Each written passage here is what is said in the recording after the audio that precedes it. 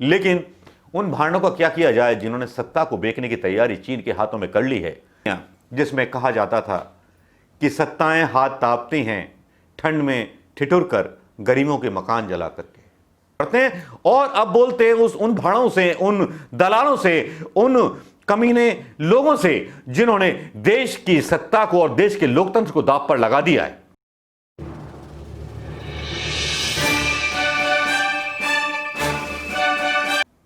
दोस्तों नमस्कार, मैं मनोज कुमार शर्मा एक बार फिर आपकी बुलंद आवाज को लेकर के सोशल मीडिया के ऊपर, जिस सोशल मीडिया के ऊपर सवाल नहीं उठते, बहुत सी बातों पर, बहुत से सवालों पर, रिश्वतखोरियों पर सवाल नहीं उठते, दलालियों पर सवाल नहीं उठते, चीन के बारे में सवाल नहीं उठते, क्योंकि चीन के बारे में जो सवाल डाले जाते हैं मीडिया खुद बोलने लगता है कि साहब चीन पे तो कब्जा हुआ ही नहीं है। लेकिन इसी बीच बहस चल निकलती है, कुछ ऐसी बहस चल निकलती है जिसमें सवाल पूछा जाता है। एक सवाल पूछा जाता है कांग्रेस की तरफ से संबित पात्रा से और भारतीय जनता पार्टी के नेताओं से। संबित पात्रा ही नहीं है अकेले ऐसे औंधे आदमी, लेकिन पूछा जाता है कि भैया ये बताओ कि प्रधानमंत्री ये क्यों नहीं बोल रहे कि चाइना में घुसपैठ हो गई है। ये तो फायदे की बात है, जब 122 देश जो हैं चाइना के खिलाफ हैं तो अच्छा कर सकते हैं।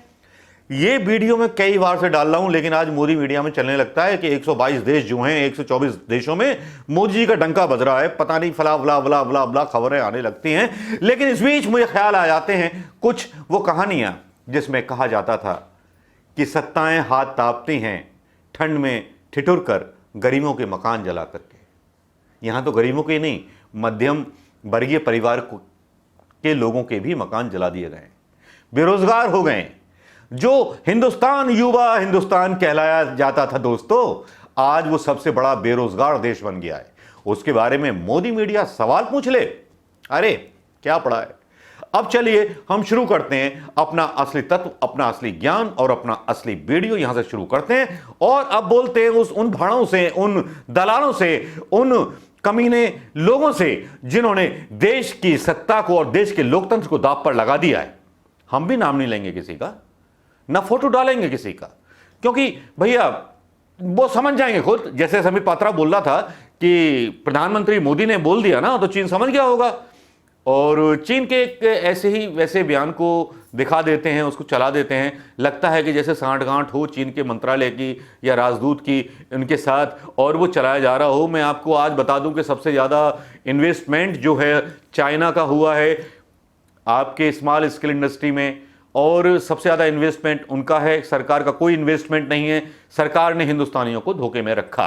अब चलो मैं भाड़ों की बात कर लेता हूं, मैं नाम नहीं लूंगा क्योंकि भैया नाम लेना गुनाह है ना, लोग समझ जाएंगे। तो भाड़ कौन कौन है आप कमेंट में लिख दीजिएगा भाई, क्योंकि आपकी तो आइडेंटिटी है ही देशवासियों की जो लोकतंत्र को जिंदा रखे हुए है।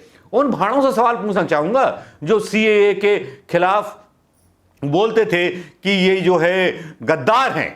मैं उन भाड़ों से पूछना चाहूंगा, मैं उन भाड़ों से, उन दलालों से पूछना चाहूंगा, उन प्रवक्ता भाड़ों से पूछना चाहूंगा कि भैया वो गद्दार थे तो विकास दुबे का तुम्हारा क्या पाला हुआ गुंडा था?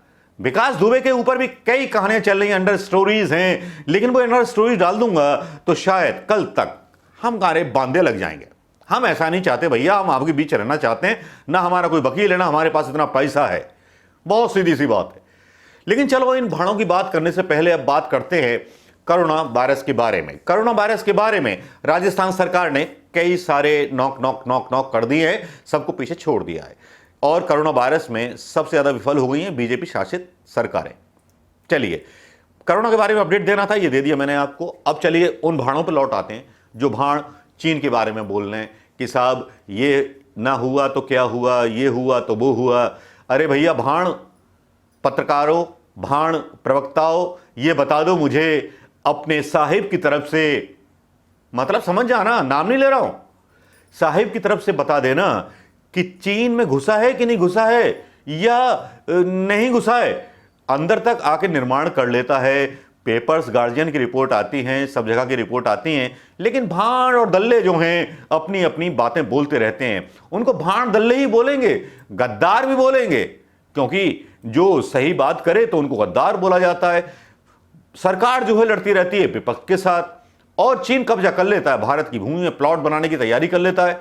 एक अपना अच्छा खासा बिल्डिंग बना लेगा, सेना का बेस बना लेगा, तो फिर क्या हो गया? 62 पर चले जाते हैं, अपनी नाकामयाबी छुपाते हैं भाड़ लोग। प्रधान सेवक को बनाया था चौकीदारी करने के लिए, वो चौकीदार भी चुप रहता है, चौकीदार फोटोशॉप कराता है, लेकिन भांड लोग कुछ पाए जाते हैं। अब भांडों का सिलसिला क्या, दलालों का सिलसिला क्या, ये सिलसिला तो चलता रहेगा। अब जैसे मैंने चुटकी ली है, वैसे राहुल गांधी ने भी चुटकी ले ली भाई।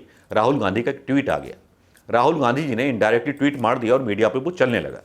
अब वो ट्वीट क्या है क्या नहीं है, उन भाड़ों और दलालों के बारे में वो आप खुद देख लीजिए।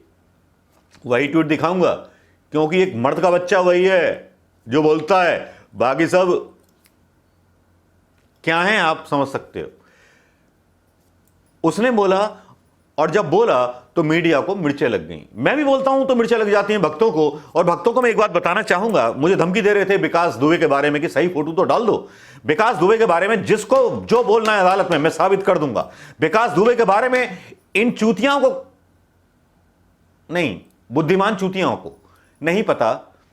इन गालियों से मैं बचता हूं क्योंकि मेरे ही कुछ सब्सक्राइबर बोलते हैं आप अपनी भाषा का स्तर मत गिराइए। लेकिन भाषा का स्तर जब जनरल बख्शी गिरा सकता है तो मैं भी गिरा सकता हूं। जनरल बख्शी क्या बोलता है? एक मां की गाली देता है, एक जनरल बख्शी, और उनकी हिस्ट्री क्या है? शराब पी के टुन रहते हैं। ऐसा सोशल मीडिया पर लोग बता रहे थे, मेरे पास कोई सबूत नहीं है।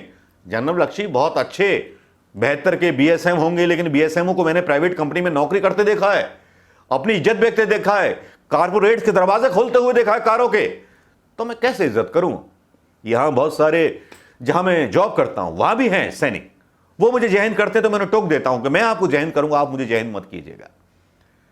लेकिन ये भांड तो भांड हैं। भांडों ने सेना को भी बेचने की तैयारी कर ली है। रेलवे बिक गई है, सब कुछ बिक गया है, जेलें बिक गई हैं।